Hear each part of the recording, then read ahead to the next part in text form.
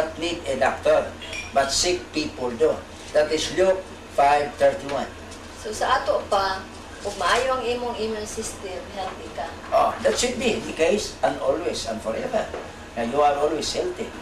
Kaya nga nung ako pangutana, Brad, na ato maobserbahan na binakarong panahon na, karong panahon na sa modernong panahon na kanang bisan ang mga healthy people magpa-doktor, magkonsulta mga doktor. Because of miseducation and concealment of this biblical and biological fact that every man helps himself, so even healthy people needs a doctor, not knowing na he has the best doctor for himself. The immune system, which was formerly a divine healing of God. So tinuod ba, Brad, nga kung masakit ka or masakit ka pananglitan tungod kay weak ang imong immune system? Adili ka na tinuod kay kung weak ang imong immune system, dugay ka nang namatay. Every living person has a very strong and efficient immune system. But a very strong immune system cannot fight a misalignment in the body, which make him incapable to heal and to suffer his own incurable disease. So, unsa may epekto or iyon nato nga miseducation sa science sa mga tao about his immune system? Mo lagi na nga tungod aning wa nila masabti ang cancer dili MGK problem sa ilang libro.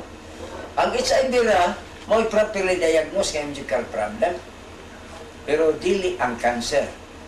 Kana ako maobserbahan, Brad, nga nung aduna may immune system nga na misalignment kay ako nakitaan o maobserbahan nga ang imong hikapon diri sa armpit o sa bugan. Oh, kay ang misalignment sa immune system naa sa armpit o sa bugan. Aron gid mo tuo, ikaw Sister Mercy o kining nagtan-aw kanato, diyan akong i-flash mo kining kinuha nako sa medical books o mutubag ni ini ang kining picture sa immune system. Oh, kanang naa may mga lymph nodes. So, sa lymph nodes. muna immune parte na sa immune system.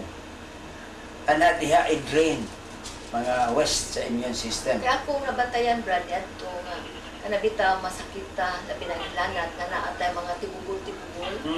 Mga lymph nodes. Oh, mga lymph nodes na, mga lisay-lisay na, hindi na makuha, magpadayon ng imong ang hilanat.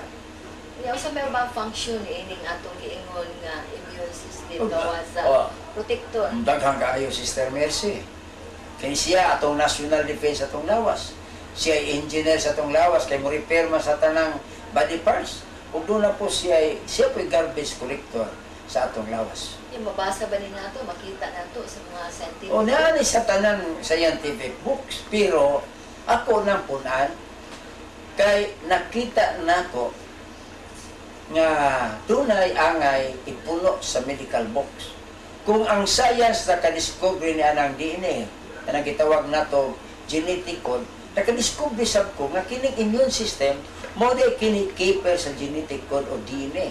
Mo kini sistema nga nag-preserve o nag-implement na nag-iingon ni Christ nga you are in my own likeness and the procreation thereafter of God's likeness. Okay, so kaning mga doktor na